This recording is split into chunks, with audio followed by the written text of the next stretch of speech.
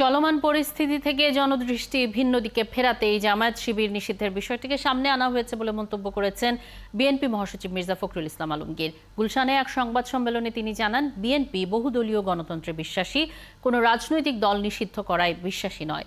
আরও জানাচ্ছেন শফিক আহমেদ। গেল ২৬ জুলাই এক বিবৃতিতে এক দফার দাবিতে জাতীয় ঐক্যের আহ্বান জানায় বিএনপি। দলের মহাসচিব মির্জা ফখরুল ইসলাম আলমগীর স্বাক্ষরিত এই বিবৃতিতে বিএনপির নেতৃত্বে যুগপৎ আন্দোলনে জামায়াতে ইসলামী সহ সকল রাজনৈতিক দলকে জাতীয় ঐক্যের আহ্বান জানানো হয়। এদিকে শিক্ষার্থীদের সাম্প্রতিক আন্দোলনকে কেন্দ্র করে নজিরবিহীন নাশকতার ঘটনায় জামায়াত শিবিরকে নিষিদ্ধ করার সিদ্ধান্ত নেয় সরকার। গুলশানে এক সংবাদ সম্মেলনে এ নিয়ে এক প্রশ্নের জবাবে বিএনপির মহাসচিব দাবি করেন, এটি দেশের সার্বিক পরিস্থিতি থেকে জনদৃষ্টিকে ভিন্ন দিকে নেয়ার অপকৌশল। কেন এতদিন নেয়নি কেন তারা? আজকে এখন নিচ্ছে কেন?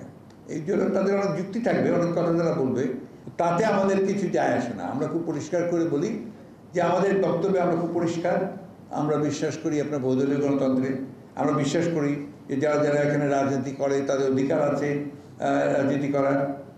এখন জনগণের দায়িত্ব হচ্ছে সেটা কার রাজনীতি সে গ্রহণ করবে, কার রাজনীতি সে গ্রহণ করবে না। এর জন্য যেটা দরকার সেটা একটা অবাধ সুষ্ঠু নির্বাচন। তিনি দাবি করেন, আওয়ামী লীগ সরকার নিজেদের রাজনৈতিক প্রয়োজনেই জঙ্গি ইস্যু তৈরি করে। সরকার পরিকল্পিতভাবে এই দেশের জঙ্গিবাদের তারা পৃষ্ঠপোষকতা করেন। ছাত্র আন্দোলনকে কেন্দ্র করে তৈরি হওয়া পরিস্থিতি রাজনৈতিকভাবে সমাধান না করে আওয়ামী লীগ এখনও অন্যের উপর দায় চাপাচ্ছে বলে অভিযোগ করেন তিনি। কিন্তু দেশের জনগণ, বিশেষ করে তরুণ প্রজন্ম এবার ছেড়ে দেবে না মন্তব্য করেন বিএনপির মহাসচিব। হ্যাটস অফ টু দেম, আমার স্যালুট আমি জানাই তাদেরকে যে তারা আজকে তাদের অধিকার রক্ষার জন্য তারা বেরিয়ে এসেছে এবং সেই অধিকার রক্ষার জন্য তারা রাস্তায় নেমেছে, প্রাণ দিয়েছে, জীবন দিয়েছে। এই প্রাণ দেওয়া, জীবন দেওয়া কখনো ব্যর্থ হতে পারে না। আওয়ামী লীগের সাধারণ সম্পাদক সাহেব বিএনপি জামাত করছে না, বিএনপি জামাত আক্রমণ করেছে। এই যে তাদের যে হিসাব, সেই হিসাবের মধ্যে তো আমি বিএনপি জামাতের একজনকেও দেখলাম না। শফিক আহমেদ, ৭১, ঢাকা। পুলিশ গুলি